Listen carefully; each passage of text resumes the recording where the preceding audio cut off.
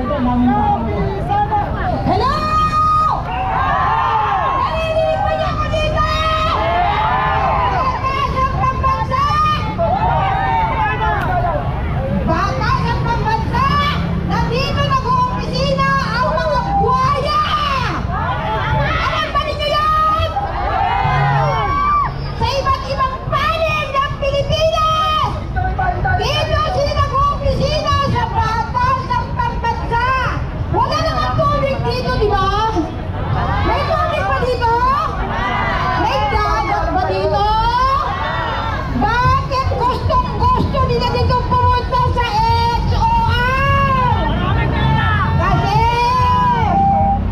dito nililimbag, dito inire-release, inaaprubahan ang pondo ng bansang Pilipinas!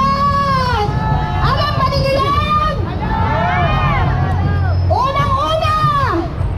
Unang-una na babanggitin ko ang may sala ng lahat, ang may bahay ng ating dating Speaker Romualdez na si Yeda Romualdez na siya ang nagre-represent ng Tingog Party List. Alam ba ninyo? Alam ba ninyo na merong committee ng accounts? Dito lang nyo maririnig.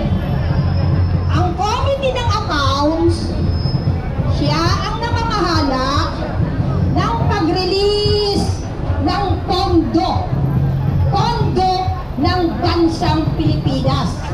Siya ang nag-aaproba. Kaya lahat ng mga miyembro ng party list na sila ang may pakana. Sila yung nabayaran ng mali-maliitang pera. Sino nagsabi noon? Si ex-Marine Gotesa, nakasama yung 18 na Marines na ang ating congressman Mike Defensor ay hinanapan ng kaso. Alam ba niyo yun? Dahil siya ang naging dahilan para ibulgar ang maanumalya. Ano yung anomalya? Yung pondo natin noong 2023, pondo ng 2024, pondo ng 2025.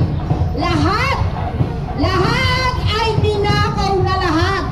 Unang-una, ano yung unang ninakaw nila?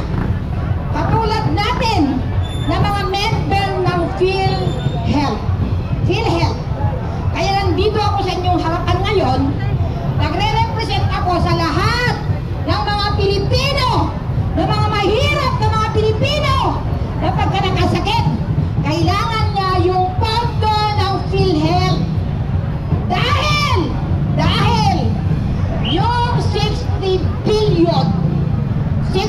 billion na itinransfer, inilipat ni Secretary Recto nung siya ay budget secretary, nilipat niya sa budget natin. At ngayon, kaya kung nagbabanggit ito, isa ako dun sa complainant. Nagreklamo kami, 10 ng ating mga kasamahan sa Maisog, nagreklamo kami sa ombudsman para ibalik yung 60 billion na ninakaw nila. Meron ng kautusan ngayon ang Supreme Court para ibalik yung 60 billion, pero hindi nila kayang ibalik. So ngayon, babalik tayo doon sa pinag-uusapan natin sa ating kagalang-galang na Vice Presidente Sara Duterte. Kasi natatakot silang lahat. Natatakot silang lahat. Lalong-lalo na yung chairman ng Justice Committee dyan sa Congress na si Luisito. Natatakot sila na pag si Sara Duterte ay hindi ma-impeach, siya ang susunod nating Pangulo sa 2028. Alam naman natin lahat yon. Tama ba yan? Sang-ayon ba kayo na mawala, ma-impeach si BP Sara Duterte? So hindi tayo sasang-ayon. Kaya nandito tayo. Ipaglalaban natin ang karapatan. Hindi lang karapatan ng mga senior citizen.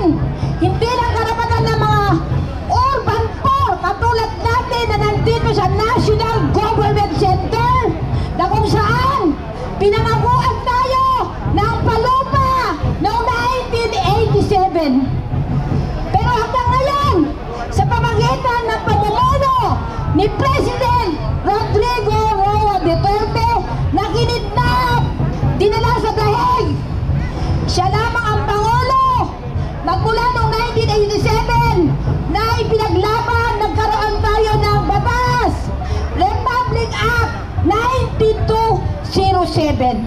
Ano ibig sabihin nun?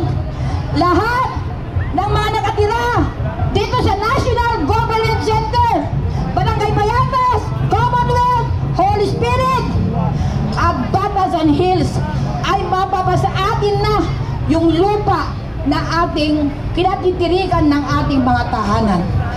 Ngayon, hindi nila ba ipatupad? Bakit nila papatupad? Wala na tayong pondo. Kaya tayong lahat nandito, nagtitipon-tipon. Kailangan marinig ang boses natin. Hindi lamang dito sa Batasan Pambansa, kundi mula Hulo hanggang Apare, mula Pilipinas at sa lahat ng bansa sa buong mundo ng mga Pilipino ay hindi papayag na i-impeach si Sara Duterte bilang vice-presidente. At hanggang sa Senado, doon tayo magrarally kung kinakailangan. Papayag ba kayo na magkaroon tayo ng revolusyon? Pag in-impeach si Sara Duterte, papayag ba kayo na ma-impeach si Sara Duterte? Hindi. Kaya tayong lahat magkaisa para sa laban na hindi ma-impeach ang ating Vice President Sara Duterte.